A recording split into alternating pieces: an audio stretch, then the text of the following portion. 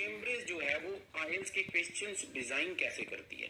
तो आपको एक स्टैंडर्ड पैटर्न जो है वो स्क्रीन के ऊपर दिख रहा है। मैं आपको अगर नॉर्मल बात करूं, जितने भी एग्जाम होते हैं उसमें से 25 क्वेश्चन जो हैं उन्होंने 6 बैंड वाले डिजाइन किए होते हैं। 5 to 7 क्वेश्चन ऐसे होते हैं जो उन्होंने 7 बैंड के लिए डिजाइन किए होते हैं, और 7 to 9 क्वेश्चन थोड़े से डिफिकल्ट मीन्स 9 बैंड के लिए उन्होंने डिजाइन किए होते हैं।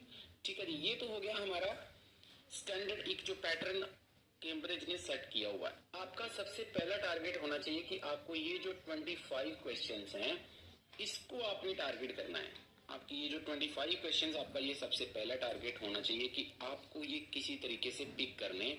ठीक है जी, अब ये जो 25 क्वेश्चंस हैं वो किस हिसाब से डिजाइन करते हैं वो आपको स्क्रीन के ऊपर दिख रहे हैं। तो मैं दो तरीके से रीडिंग को डिवाइड कर रहा हूँ।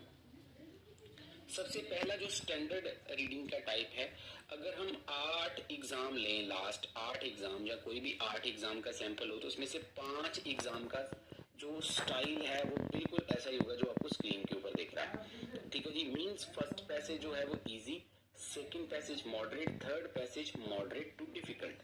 तो जो फर्स्ट पैसेज है, सेकंड पैसेज है या थर्ड पैसेज है, इसमें से आपको जो मैंने आपको अभी बताया कि ये 25 क्वेश्चंस आपको पिक करने हैं। अगर ये 25 क्वेश्चंस अगर आपने पिक कर लिए तो आपका गारंटेड है कि आपका जो बैंड स्कोर है वो 6 तो मिनिमम आएगा, इससे ज्यादा 6.5 7 भी आ सकता है।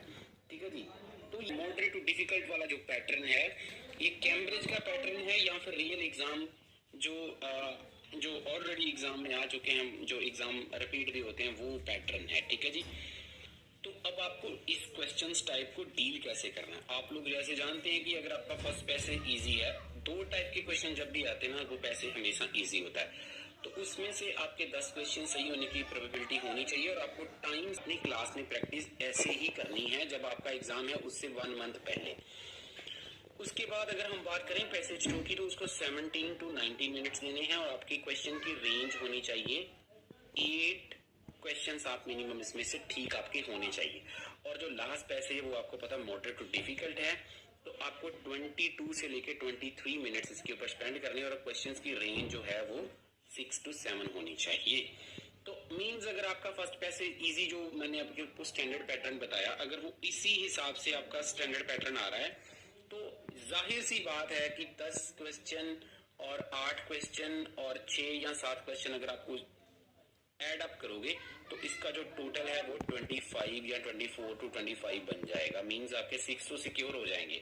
अब अगर बाकी के जो क्वेश्चंस हैं उसके ऊपर थोड़े बहुत आपके का जिसको बोलते हैं वो भी लग सकता है। ठीक है जी, तो अब हम बात करते हैं जो क्वेश्चन टाइप 2 है, जो डिफिकल्ट अगर आपको रीडिंग आती है, जिसको स्टूडेंट बोलते हैं कि डिफिकल्ट रीडिंग आती है, उसको हम टाइम मैनेजमेंट में कैसे लेके आए।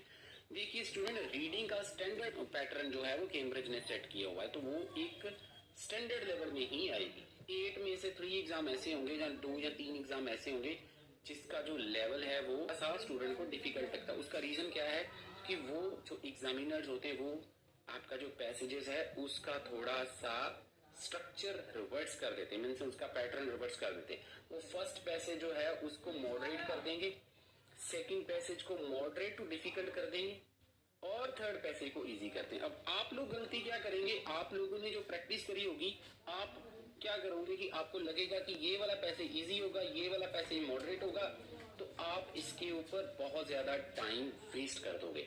मीन्स आप हायर चांसेस, अगर आप फर्स्ट पैसेज मॉडरेट आ गया तो इसके ऊपर आपका 20+ टाइम लग सकता है, और इसके ऊपर भी हो सकता है आप 20 to 25 मिनट लगा दो, तो आपके पास जो लास्ट पैसेज है उसके लिए हार्डली 10 मिनट बचेंगे। ये पैसेज इजी होने के बावजूद भी आप इसको नहीं कर पाएंगे क्योंकि आपका दिमाग चलना बंद हो जाएगा। ये मैं गारंटी लेता हूँ, मुझे पता है आपके साथ होता है, ऐसे क्लास में भी होता होगा। आपके जो बहुत सारे आपके फ्रेंड्स, आप पूछ सकते हैं उनसे, आपको वो बता देंगे कि उनके साथ ऐसा होता है या नहीं होता है। तो जब आपके पास लास्ट पैसेज करने के लिए बचे ही 10 मिनट है, चाहे वो जितना मर्जी इजी पैसेज हो, आप उसको कर नहीं पाएंगे और एंड ऑफ द डे आप फेल हो जाएंगे। ठीक है जी, ऐसा होता है। तो अब इसका सोल्यूशन यही है कि आपको आपका जो स्ट्रेटजीज है उसको चेंज नहीं करना। आपने फर्स्ट पैसेज के ऊपर 16 to 18 मिनट्स ही देने हैं, लेकिन आपको क्वेश्चन 6 to 7 मिल रहे हैं, आपने टेंशन नहीं लेना, आपने इसको ट्रांसफर कर देना है अपनी शीट के ऊपर और आगे मूव हो जाना। बाकी क्वेश्चन आपने उसका गैस वर्क रखना है अपने पास रफ में और उसको छोड़ के आगे निकल जाना है। सेकेंड पैसेज में फिर से दोबारा से 17 to 9 मिनट्स आपने स्पेंड करने हैं। क्वेश्चन की रेंज आपकी 7 to 8 क्वेश्चन हो सकती है, बाकी क्वेश्चन नहीं मिले आपने छोड़ देने। थर्ड पैसेज में गारंटी लेता हूं अगर दो पैसेज ऐसे आपको दिख रहे हैं तो थर्ड पैसेज इजी होगा और उसमें से प्रोबेबिलिटी है आपके पास टाइम भी 22 to 23 मिनट्स हैं और ये 22 to 23 मिनट्स नहीं लेके जाएगा आपके, हार्डली आपको 15 से 16 मिनट लगेंगे, 17 मिनट लगेंगे मैक्सिमम और आपके 10 क्वेश्चंस आपको मिल जाएंगे अगर आपने क्लास में अच्छी तैयारी करी है तो। और बाकी का टाइम जो है आपने दोबारा ये जो पैसेज में क्वेश्चन छोड़े हैं फर्स्ट पैसेज में या सेकंड पैसेज में उसके ऊपर जाना है और जो जो क्वेश्चन आपने छोड़े हैं 100% आपका दिमाग उस तब तक प्रोसेसिंग भी कर चुका होगा और हायर चांसेस हैं कि आपको इसके आंसर्स जो हैं वो मिल जाएंगे।